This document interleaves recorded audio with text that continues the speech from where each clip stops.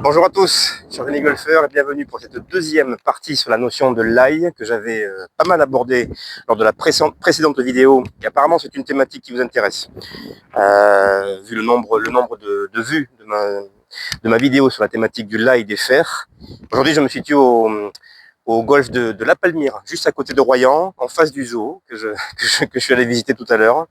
Un endroit que je vous recommande chaudement, le golf, le zoo, à l'occasion d'une journée atypique, juste à côté en tout cas de l'océan. J'en profite aujourd'hui pour faire cette vidéo parce que par contre, la météo n'est pas très bonne cette semaine.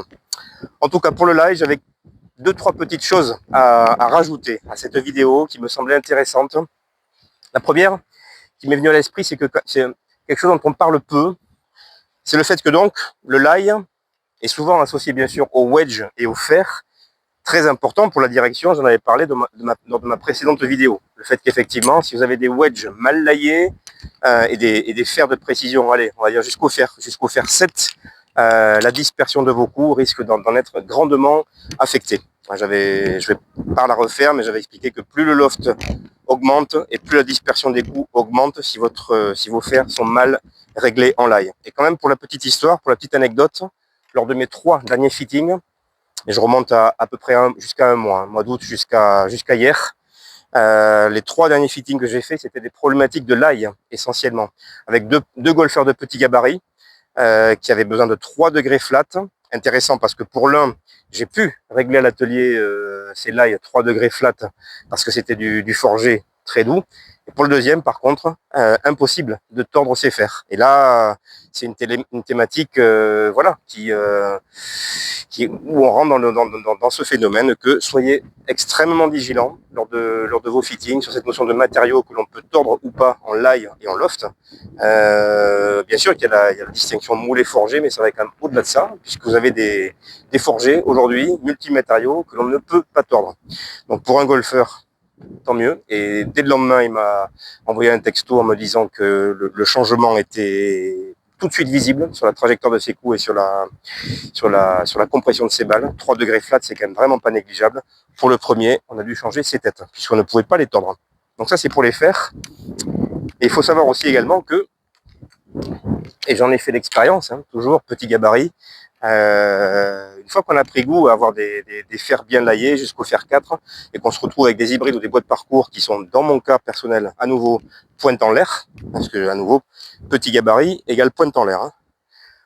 On se dit quand même ça serait pas mal s'il faut avoir aussi des hybrides, un hybride en tout cas, et un bois de parcours qui soit bien laillé. Et il faut comprendre que, et ça a été assez récent comme révélation, c'est que bien sûr que les hybrides et les bois de parcours ont une incidence bien moins grande que les petits fers sur la dispersion des coups. En revanche, je pense que si vous avez imaginé, parce que ça je le vois aussi fréquemment, un golfeur qui a donc un hybride ou un bois de parcours mal laillé, en pointe, au talon ou en pointe, ça ne sera pas tellement sur la dispersion de vos coups, ça va être sur la compression de balle que vous allez être perdant. Donc ici, vous voyez, je tiens mon petit dernier, c'est un KZG 18 degrés, le GF Dual, qui a été tordu manuellement chez KZG. Le hosel, je leur ai demandé de me le tordre, 2 degrés flat. C'est le seul modèle, je crois, de KZG qu'on peut tordre manuellement. Donc ça, c'est quand même visuellement, quand je pose cet hybride, je me sens beaucoup mieux à l'adresse. Et mon bois de parcours Wishon, que j'ai depuis 2 ans, le 927 HS, à l'époque, je leur avais demandé de me le tordre 3 degrés flat. 3 degrés flat.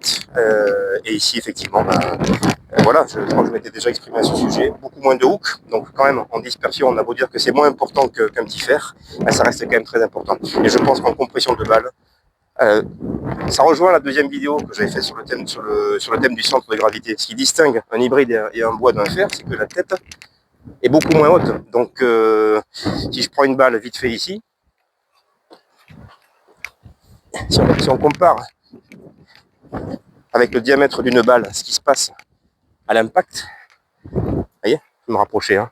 Vous voyez, le diamètre de cette balle qui dépasse même la hauteur de mon bois 3. Donc, imaginez ce bois qui arrive mal laillé au sol.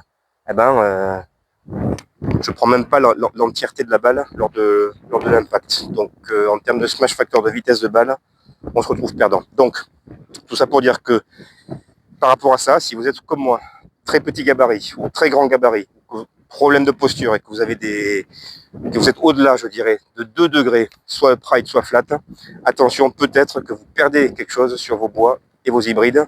À ma connaissance, à part Tom Wishon qui autorise ce fait de pouvoir tordre manuellement tous ces bois et tous ces hybrides, je ne connais pas d'autre marque qui puisse vous le faire de cette façon.